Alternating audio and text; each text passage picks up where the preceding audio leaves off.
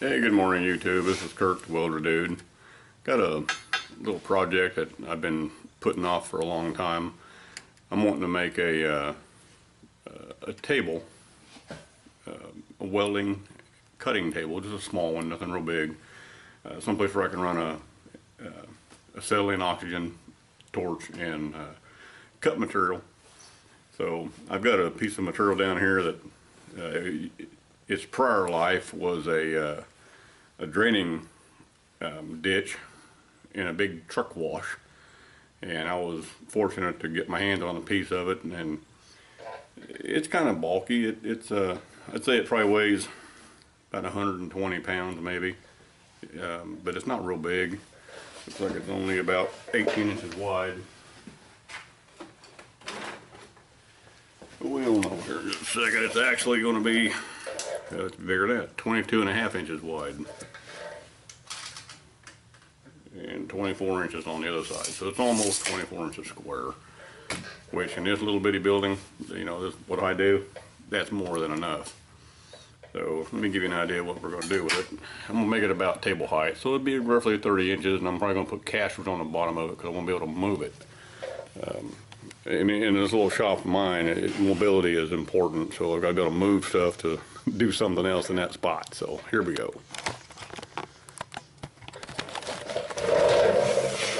That would be the piece of material that I'm going to use for the top. Let me get off this noisy chair. I'm lazy. So that's what that is. 24 inches on one side and about 22.5 inches on the other side, and looks to be maybe 3.5 inches wide, thick. So let's put a tape on it. Okay, we're 3 inches across. So that's going to make a pretty beefy table. You know, it's all about looks like 3/16 to 1/4 inch plate, probably 3/16 plate. So that's going to be the actual table itself. And I'm going to use these pieces for my uprights, the legs. I'll cut them all down to about a 30-inch height, a little less than that when I add the casters to it. And this stuff's not super heavy, but it's I'm going to put 2 of them on each leg, each corner, so it'll definitely make it strong. And then I've got some 1/4 inch plate right here, and I'm going to cut the little flat pieces out of the bottom of it, and that's going to mount the casters to, and that'll let it get moved around. Now if you remember, in one of my previous videos, I had made a stand for the air compressor, which the air compressor lived right here. When the air compressor come out, I moved my grinder into this spot. So yeah, I gained this piece of ground in here, some real estate, but then again, I just used it up instantly. I built this stand too, by the way. It's out of a brake drum off of a semi. That thing is heavy. It's a beast. But the grinder used to live over in this cluttered up corner, so I'm going to pull everything out of here, and my little cutting table is going to go in here. So that's what we're up to, and I'll weld it up with the AHP. Well, if that looks like something you may have an interest in following me along with, you're more than welcome to. Like I said, I'm no welder. I love to do it, so what I do stick together stays together. It just ain't always pretty. But YouTube, you're always welcome to hang out with me anytime you want to. I enjoy it, and I'll be here doing it. Until then, let's get started.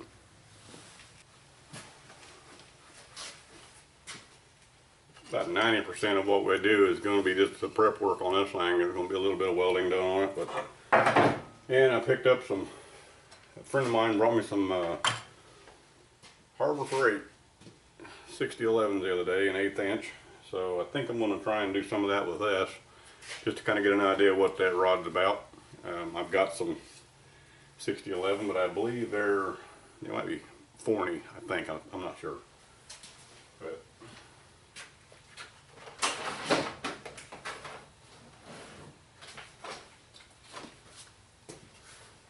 these are the ones I'm talking about. It's the Vulcan 6011 and 1/8 inch. Obviously Vulcan is a Harbor Freight product. I did burn one the other day, and about like, in my opinion, about like any 6011 rod, they're kind of an ugly weld. Maybe in competent hands it'd be a little better looking, but that's what we're going to do. I don't know if you can focus in on that or not, but we're going to try. But anyway, it's going to be a 6011, a Vulcan rod, and I'm going to try and weld up most of this project with these rods to kind of get a feel for it, and I'll give you my feedback on that. I'm sure there's a lot of you out there that's already used these and may or may not swear by them, you know, but then again, you never know. So it may be a good learning curve for everybody. So let me put these things up, and I'm going to get to grinding this thing up a little bit and getting it cleaned up and prep for some welding.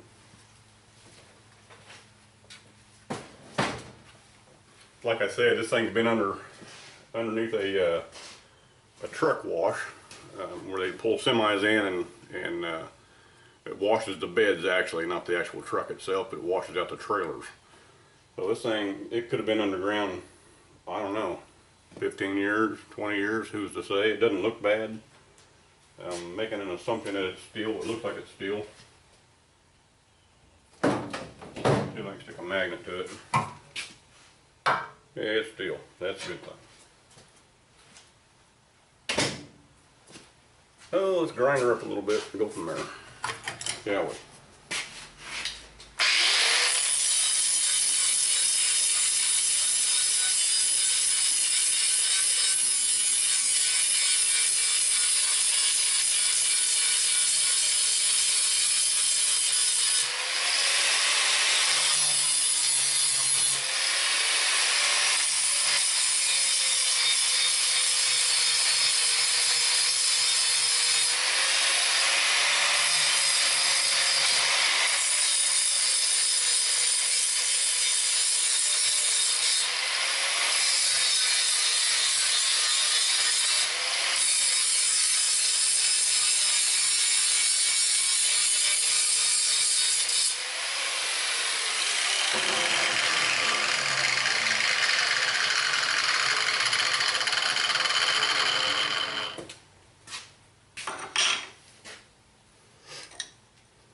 I'm a Harbor Freight kind of guy.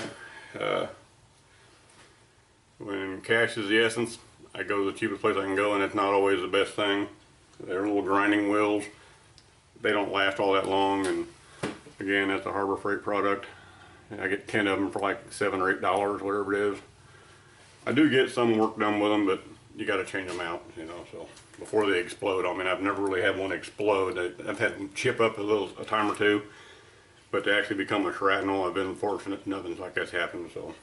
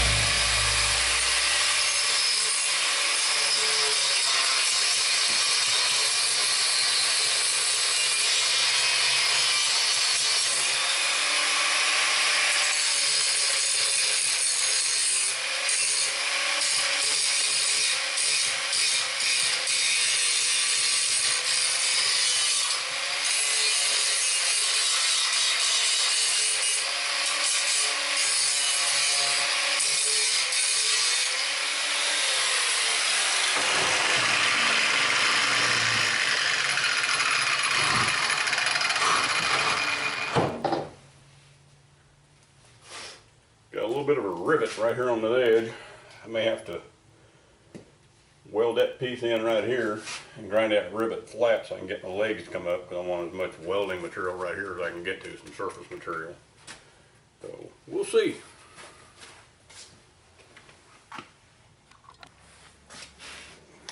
Okay, I've got a couple of rivets that hold this thing together. One right here, and on the opposite end, one right here. So what I'm going to do is I'm going to run a weld right here and right there. I put a little groove in there. You really can't see it from the camera, I don't think, but I grooved it a little bit to give it some adhesion, something to grab onto. It's going to be right in the way of the leg. I'm going to put a leg on each corner right here out of that square stock that I got. That'll kind of give it some extra strength, and run some cross sections out across in here somewhere. So I'm going to use that the Vulcan, and it says AC/DC plus or minus anywhere from 60 to 120 amp. So I think I'm going to set my little machine up to about 100 to 105, and we're going to let a bead in here and a bead in here. Be right back.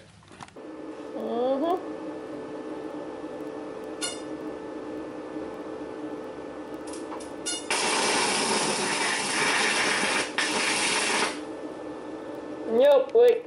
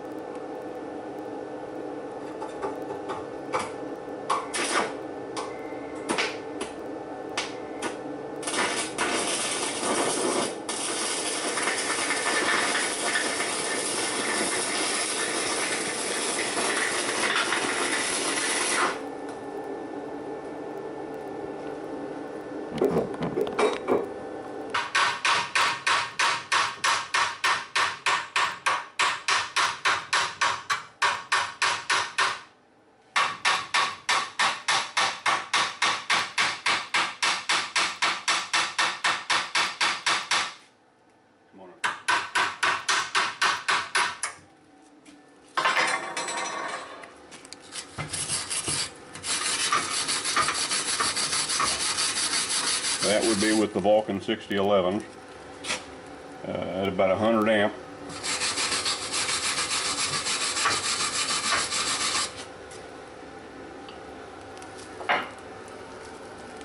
Looks like it laid in there pretty good.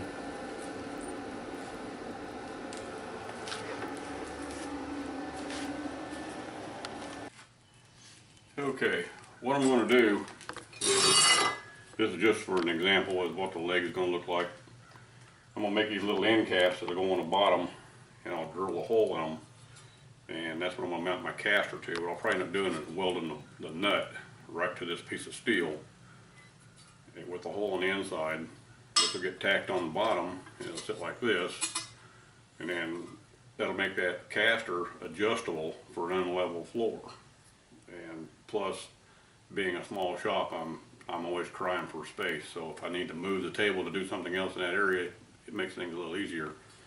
So what I've got here looks like maybe 1/4 inch plate.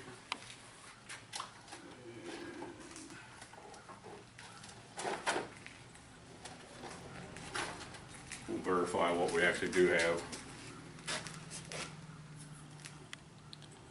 And I know you probably can't see that, but it is 1/4 inch plate. Probably a little heavy for this application, but that's what I'm going to use because I just happen to have a big piece of it laying here, and that's what we're going to cut them out of. I already cut a couple pieces out, but they're going to be a little too small, so I'm going to cut a couple more out. Get my glasses and my gloves on.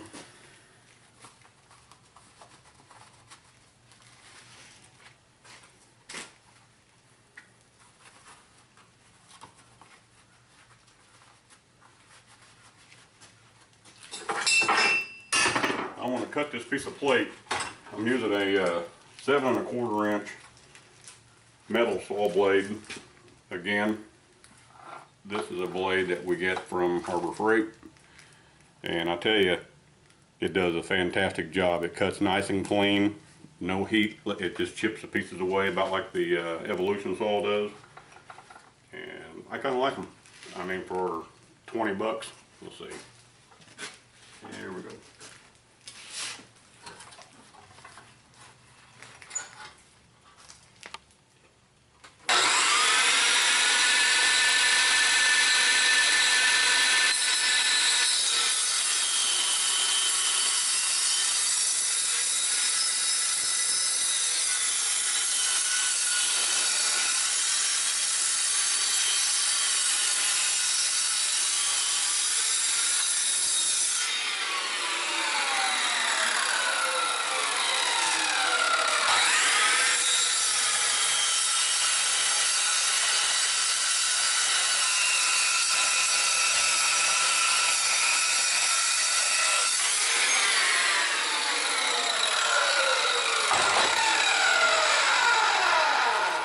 Let me show you these cuts, kind of give you an idea. Even though I got my gloves on, I'm not feeling any heat. This stuff back here is pretty thin. These just cut so clean, so cold. They're phenomenal. I love cutting steel with these.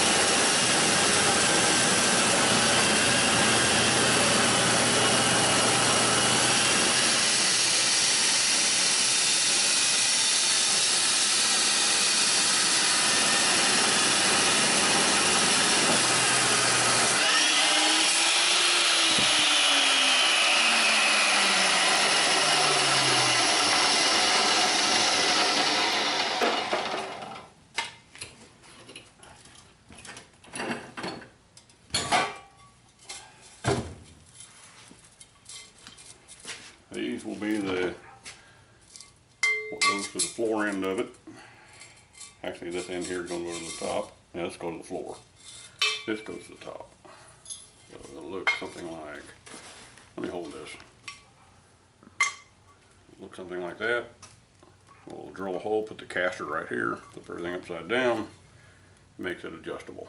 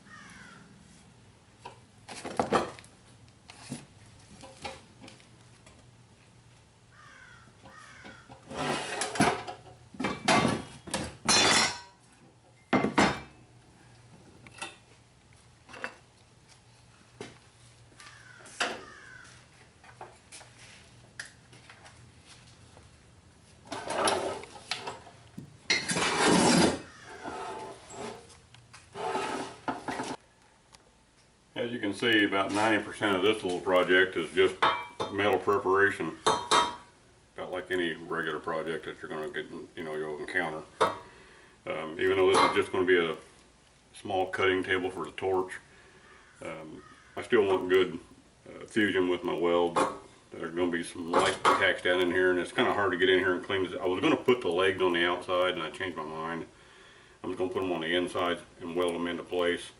For no more than this is going to get moved around. I think it's going to be sturdy enough for what I'm going to do, because I'm not going to have, a 600-pound piece of steel laying on it, a big beam or anything like that. I think it's going to be sufficient for whatever I do in our little shop. So, like I said, most of this is just prep work. I've got everything cut to length. Now I'm just kind of cleaning up the edges, because about 1.5 inches of each one of these is going to go up inside of here, where it's going to get welded. And I've got the end ground down to put the little flat pieces that I'm going to use to mount my casters. You know, like I said before, I'm going to drill a hole through here and probably weld a nut right to it, and then bolt the caster into that, so it makes the whole table, each corner will be adjustable for an uneven floor no matter where it goes. So that's what I'm at. We're going to clean up a little bit and then we'll go from there.